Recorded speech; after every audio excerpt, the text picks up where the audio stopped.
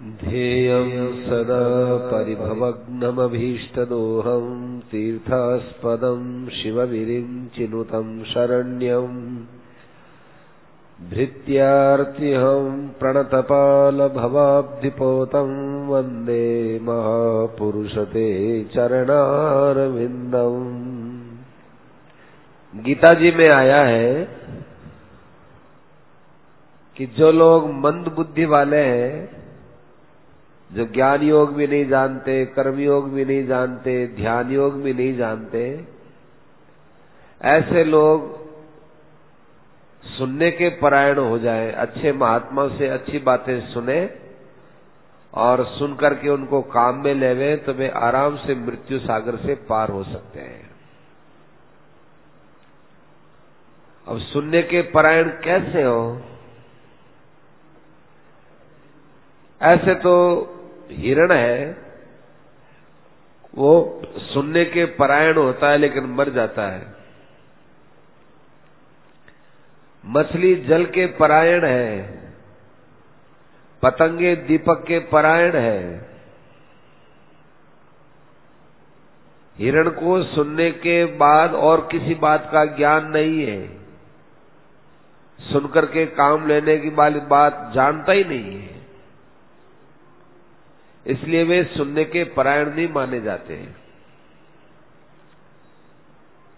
सुनकर के काम में लाने का नाम सुनने के परायण होना है। उनकी आज्ञा का पालन करना चाहिए, संकेत के अनुसार एवं मन के अनुसार चलना चाहिए। महात्माओं के संकेत और मन के अनुसार। कई लोग ऐसा समझाते हैं कि हमारी सेवा करो, आपका कल्याण हो जाएगा, हम महात्मा लोग हैं, महात्माओं की सेवा नहीं करोगे तो किसकी करोगे, तो कल्याण हो जाएगा। तो ऐसे लोग महात्मा नहीं है, वे महान तमा है, धोखा दे रहे हैं, नरक की तैयारी कर रहे हैं। महात्मा पुरुष के अनुसार बनना चाहिए, उनकी चाहना दूषित नहीं होती,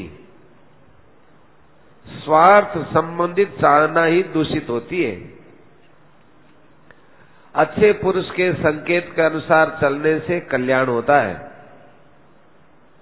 उपनिषदों में आता है कि जाबाला का पुत्र सत्यकाम था, गुरुजी के पास गया।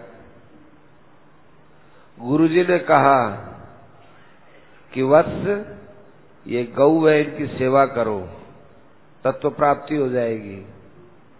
गौओं की सेवा की, तत्व प्राप्ति हो गई।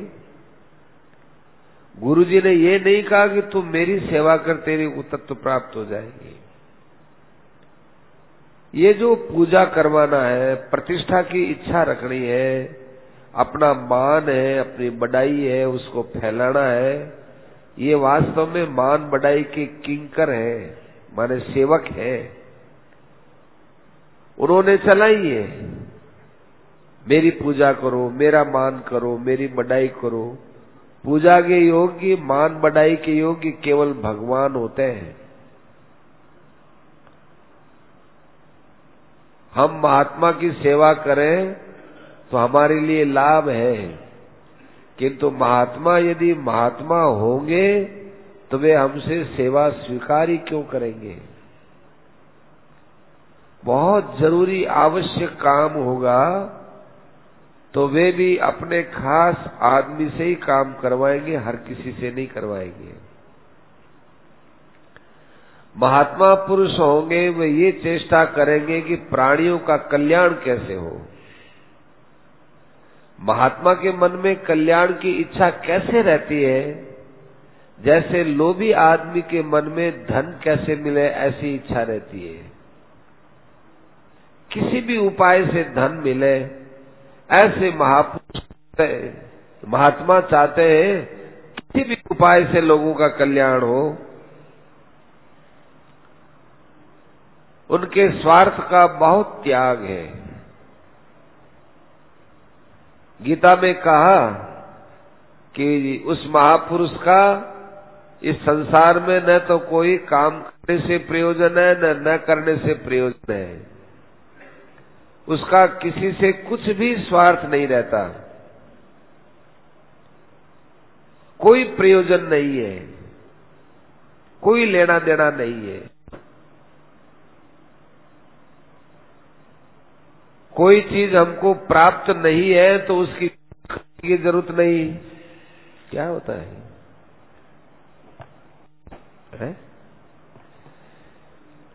अप्राप्त हो तो खोज की आवश्यकता नहीं।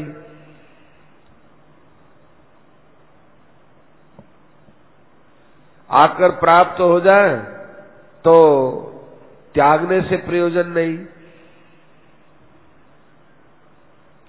जो सुनने के परायण होता है उसके सुनते समय में निद्रा पास में नहीं आएगी। आप लोग सुनने के परायण नहीं है। सुनने के परायण हो जाओगे तो जो बात कही जाएगी वो छप जाएगी हृदय में। रुपयों की बात सुनते हो तब कभी निद्रा आती है? नहीं आती। हमारी बात सुनते हो तो टेप रिकॉर्ड जितना आदर है, जैसे टेप रिकॉर्ड में कोई बात कह दी थोड़ी देर बाद वैसा सुन लो, ऐसे आप लोग भी बात सुन लेते हो, कह देते हो, लेकिन बात की गहराई में नहीं जाते। उपासना करनी चाहिए। भगवान की कृष्ण में बड़ी अच्छी श्रद्धा थी। घटोत्कच मरा, पांडव रोने लगे, हाहाकार करने लगे, भगवान हंसने लगे। अर्जुन ने पूछा, महाराज ये तो सब रो रहे हैं, हम भी रो रहे हैं, आप हंस क्यों रहे हो? भगवान ने कहा कि कर्ण की शक्ति घटोत्कच पर चलकर नष्ट हो गई, इससे तेरे प्राण बच गए। इतने दिन तक उस शक्ति के भय से तेरा रथ कर्ण के पास नहीं ले जाता था। अब घटोत्कच का प्राण चला गया, तेरे प्राण रह गए, इसलिए हंस रहा हूं। तो अर्जुन भी प्रसन्न हो गए। ऐसे ही अपने जीवन में कोई एक अनिष्ट होता हो तो समझना चाहिए कि भगवान ने बड़े अनिष्ट को टालने के लिए ये अनिष्ट किया है। हंसना चाहिए, प्रसन्न रहना चाहिए। भगवान के बनाए हुए विधान में रोना भगवान का अपमान करना है।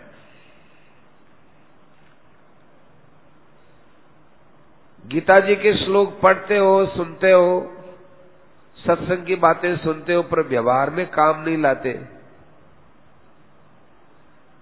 इससे विशेष लाभ नहीं देख रहे हैं। एक श्लोक को भी धारण कर ले तो आपका कल्याण हो जाए।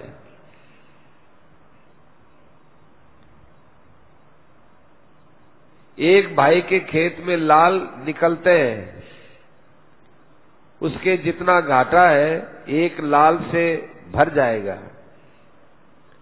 घाटा चुकाने के बाद उसकी कैसी चेष्टा होगी? अधिक से अधिक लाल निकालने की। लाल पदार्थ होता हुआ उस चेष्टा में उसे परिश्रम मालूम नहीं देता। ऐसे ही विश्वास हो जाए कि एक नाम जपने से कल्याण होता है तो वो और क्या करेगा? नाम ही जपेगा।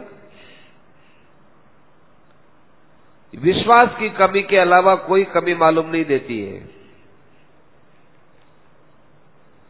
मेरे मन में तो आती है कि जैसा मैं कहता हूं वैसा आप करो, परंतु महात्मा बनकर के नहीं कहना चाहता। क्या करूं? आप तो मानते नहीं, मैं जबरदस्ती मनवाता नहीं।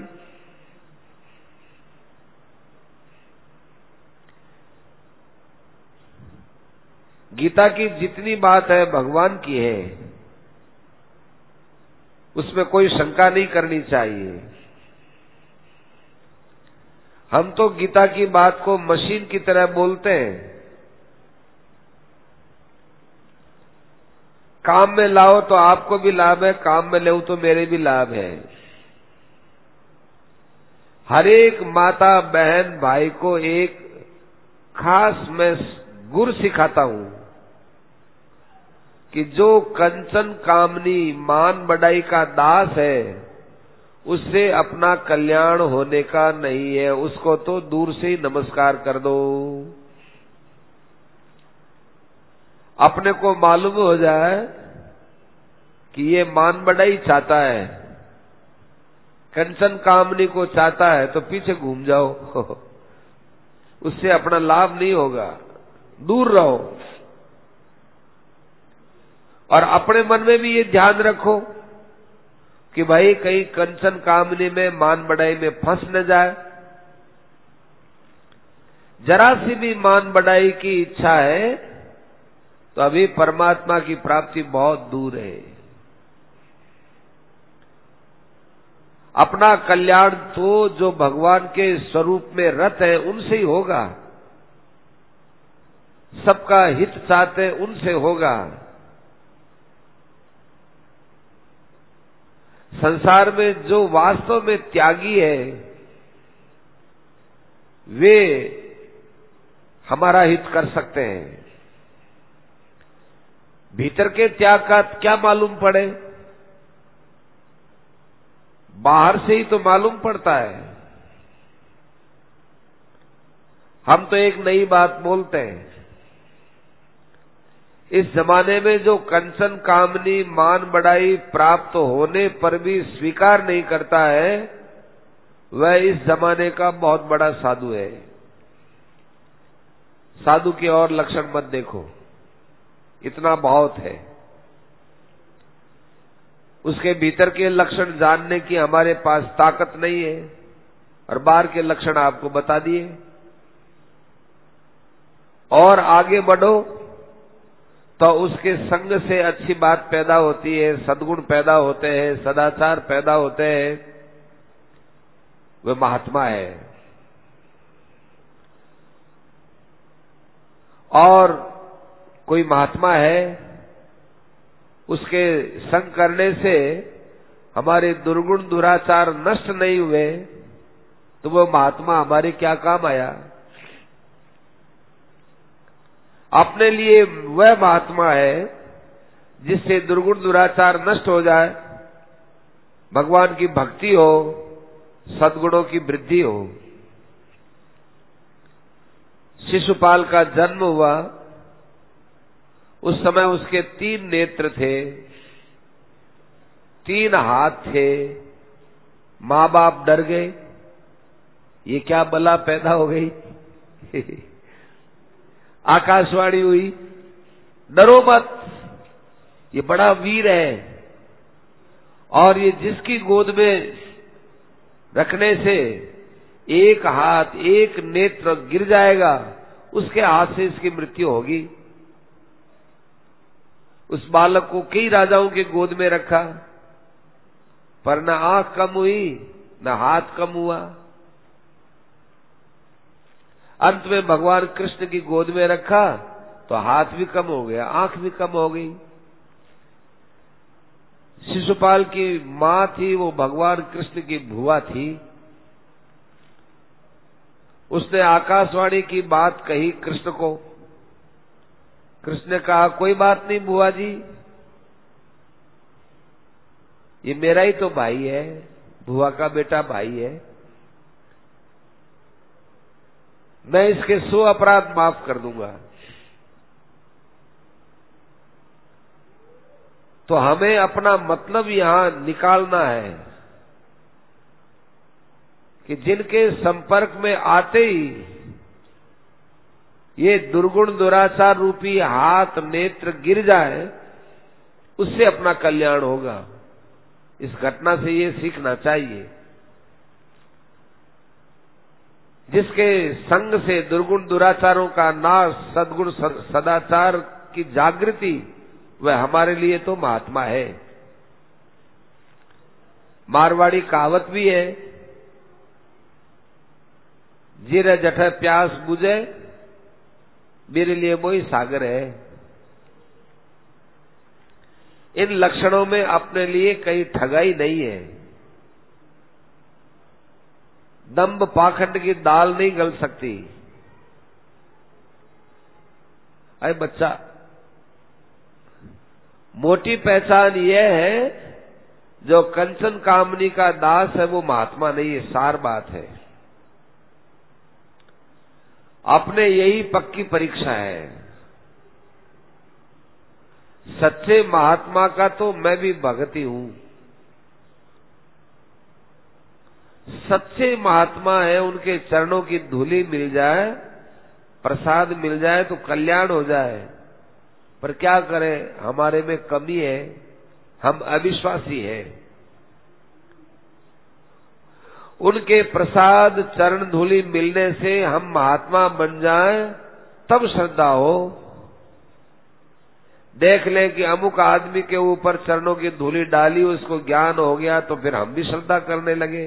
पर ऐसे महात्मा नहीं, ऐसे श्रद्धालु भी नहीं। बहुत से लोग ऐसे हैं जो अपना ऊँटा देते हैं। साधु महात्मा ऊँटा खिलाते हैं। हम तो ये अच्छी बात नहीं मानते। कुत्ता हमारे घर का ऊँटा खाता है, कल्याण हो गया क्या? श्रेष्ठ पुरुषों का कर्तव्य है कि वे श्रेष्ठ व्यवहार करें, और किसी प्रकार का यदि दिखावा होता है तो वे अपने मुंह से घोर विरोध करें। यदि वे लोग ऐसी बात नहीं सिखाएंगे और मान बढ़ाई के गुलाम हो जाएंगे, तो फिर संसार का क्या होगा? मालूम हो जाए आप लोगों को कि यह आदमी अपने चरणों की धूली लेता है, चोरी से उच्छिष्ट भोजन कर लेता है, तो अपने को उसे जोर से रोक देना चाहिए। यदि कहो कि हमारी तो सामर्थ्य नहीं है, कौन बैर मोहल्ले में कौन अपना सिर फुटाए, तो तुम्हारी इतनी सामर्थ्य नहीं कि लोग तुम्हारी पूजा प्रतिष्ठा करते हैं, उसे ही तुम नहीं रोक सकते, तो फिर ये क्या करते हो? तुम अपने कीचड़ को ही नहीं धो सकते, तो हमारा कीचड़ क्या कौन धोएगा? तुम्हारी यदि कोई चरण धूलि लेता है, उच्छिष्ट भोजन करता है, तो उसके ऊपर भीतर से नाराज होकर रोकना चाहिए। अपना कीचड़ तुम्ही को ही धोना पड़ेगा। महात्मा क्या दावा करके पूजा प्रतिष्ठा कराता है? महात्मा का कर्तव्य दिखाओ, लोगों को कल्याण का मार्ग दिखाओ। गीता में किस महात्मा से कहा है कि पूजा प्रतिष्ठा हमारी कराओ? यद्यदाचरति श्रेष्ठ है। संसार में श्रेष्ठ पुरुषों के लिए भगवान ने बड़ा अच्छा श्लोक दिया कि जो श्रेष्ठ पुरुष होता है वो आचरण में लाता है, वो श्रेष्ठ होता है।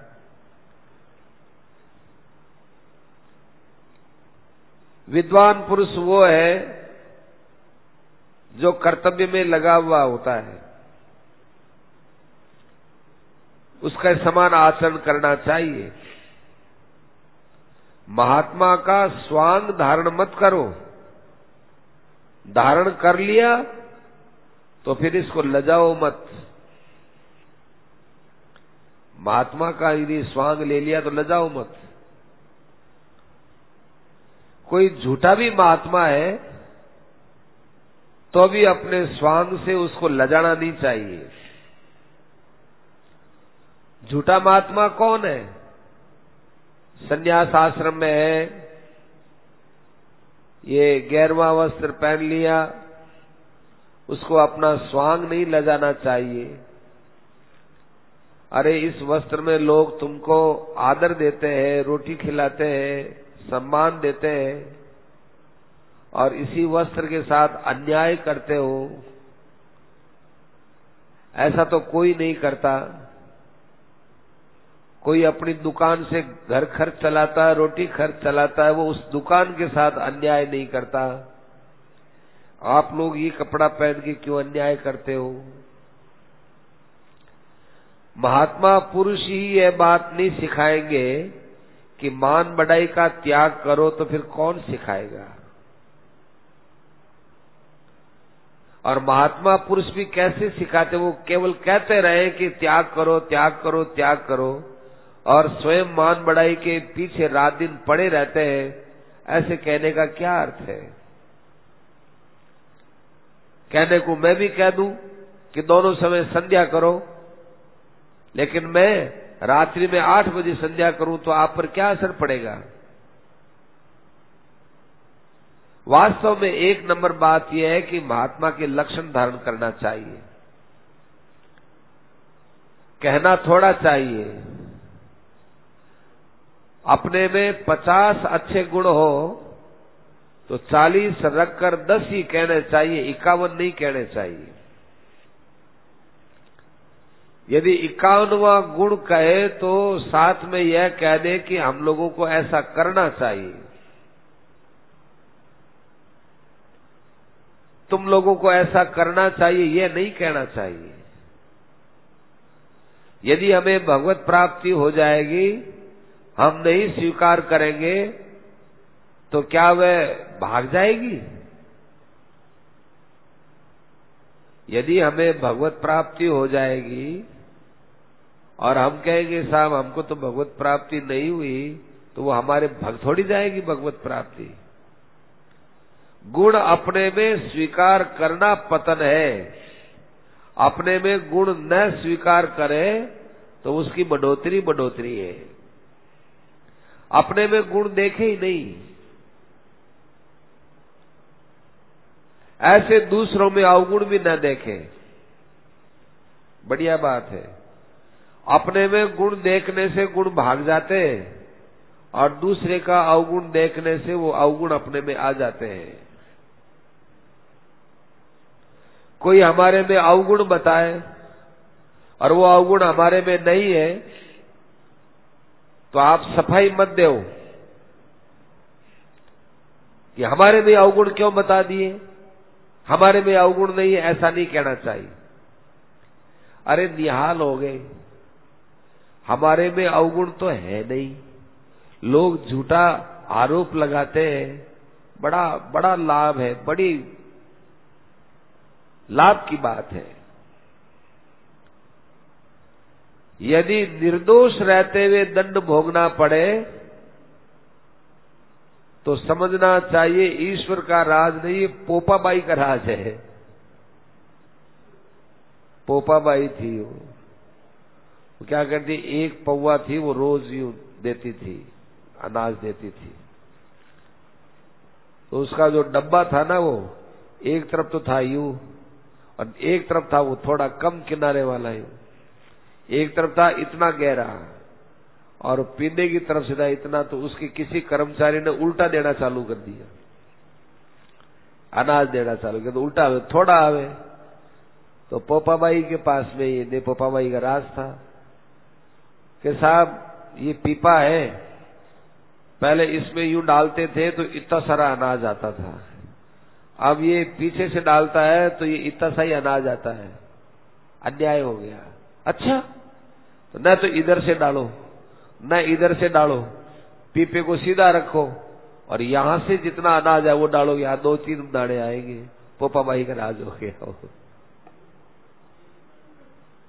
एक दानो 2 दानो आवे। तो निर्दोष रहते हुए कभी किसी को दंड मिल ही नहीं सकता है, ईश्वर के रहते हुए। पोपाबाई का राज है, ईश्वर का राज नहीं है। यदि आप आस्तिक हो, विश्वास है कि ईश्वर है, तो आप पर चाहे जितने दोष लगाओ, आपका निखार होता चला जाएगा। और हम तो एक और ही बात कहते हैं, जिसमें जो दोष नहीं है और वो दोष लगाया जाता है तो उसका एक नया भाग्य बनता है।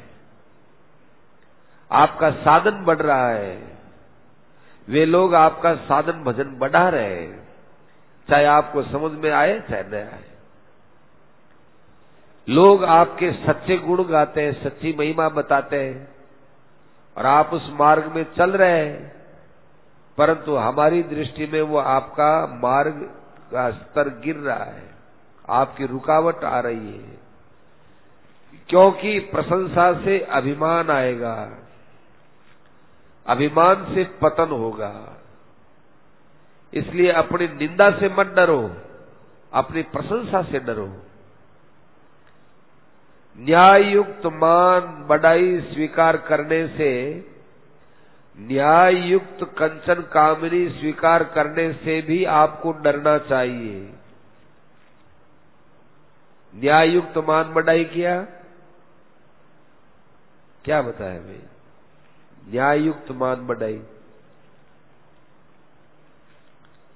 जैसे कोई किसी पद पर है, वो जानता है कि ये मेरा आदर नहीं है, ये सीट का आदर है। जो इस पद पर बैठेगा उसके लिए आदर है, ये अपना आदर नहीं है। जो आदर कर रहे हैं वो सीट के कारण से कर रहे हैं, तो न्याय युक्त मान हो रहा है हमारा। उसको भी स्वीकार करने में अंदर से डर लगना चाहिए कि कहीं ऐसा स्वीकार करते करते जो है अभिमान न हो जाए। ऐसे न्याय युक्त कंचन कामनी माने घर गृहस्थ में विवाहिता स्त्री होती है, उसको स्वीकार करने में डरना चाहिए। न्याय युक्त जो अपने घर में धन है उससे भी डरना चाहिए। कितने अंश में डरना चाहिए? कहीं हमारी आसक्ति न हो जाए, कहीं अभिमान न आ जाए। ये बात सच्ची है कि वो धन हमारा है, पत्नी हमारी है, परिवार हमारा है, पर सच्ची बात होते हुए भी आसक्ति से तो हानि है। हम हर बात में प्रमाद करते हैं, जगने से लेकर सोने तक हर व्यवहार में प्रमाद ही प्रमाद छाया जा रहा है। अरे हर बात में सावधान रहना चाहिए।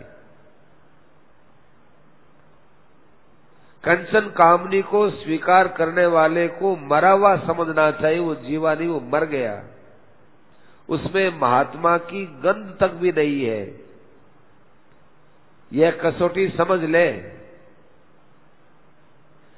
हम तो कहते हैं कि जो कंचन कामनी का गुलाम हो गया वो नमस्कार की भी आवश्यकता नहीं है, वहां नमस्कार की भी आवश्यकता नहीं है।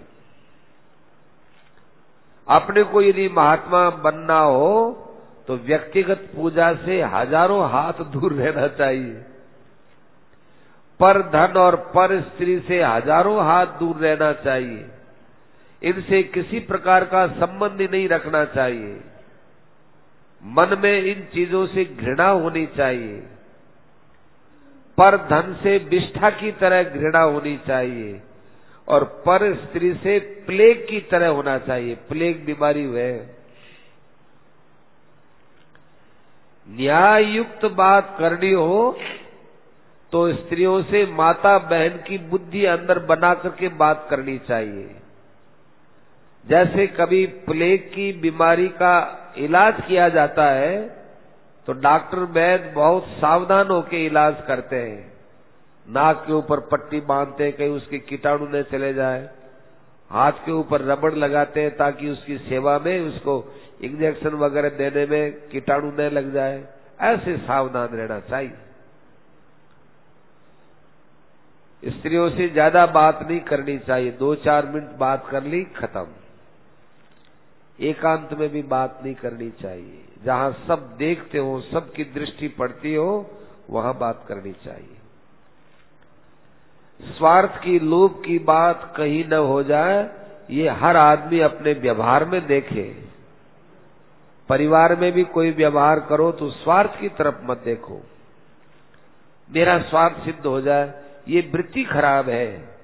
स्वार्थ तो आपका यही रह जाएगा। अरे अपना असली स्वार्थ तो कल्याण करने का है। व्यवहार के अंदर गंदगी रख करके कल्याण कैसे कर लोगे? जैसे किसी के हाथ में गंदगी लगी हुई है वो साफ कपड़े कैसे पहनेगा? वो गंदगी पहने कपड़े में गंदगी लगेगी। तो कपड़ा तो उसका, हाथ तो उसका गंदा है और कपड़ा उसका उजला है, हम उजले करें गंदे हो जाएंगे। महात्माओं को लोगों को सिखाने के लिए इस बात का पालन करना चाहिए। विधि और क्रिया, तो क्रिया तो सकाम पुरुष के समान करना चाहिए और विधि है वो अपनी देनी चाहिए। जो अपने आप को महात्मा मानता है वो महात्मा नहीं है। दुनिया बेचारी भोली है, लोग ठगाई में आ जाते हैं और महात्मा उसको मानते हैं, लोग उसके चंगुल में फंस जाते हैं। आज के जमाने में ऐसा दंभ बहुत फैल रहा है। अपन क्या कर सकते हैं? अपन इतना ही है, अपना बचाव कर सकते हैं। अपना बचाव करने से अपनी उज्जवलता बनी रहेगी। जो बात भगवान के वचनों के विरुद्ध है उसका कोई मूल्य नहीं है। अपनी आत्मा के कल्याण के लिए स्वयं इस प्रकार का आचरण करें। जो स्वयं करेगा उसको कहने की जरूरत नहीं है। अपने आप लोग सीख लेते हैं। जिसके मान बढ़ाए की भीतर में इच्छा नहीं है, उसके दर्शन मात्र से लोगों के मान बढ़ाए की इच्छा समाप्त हो जाती है। निर्माण मोहा जित संग दोषा।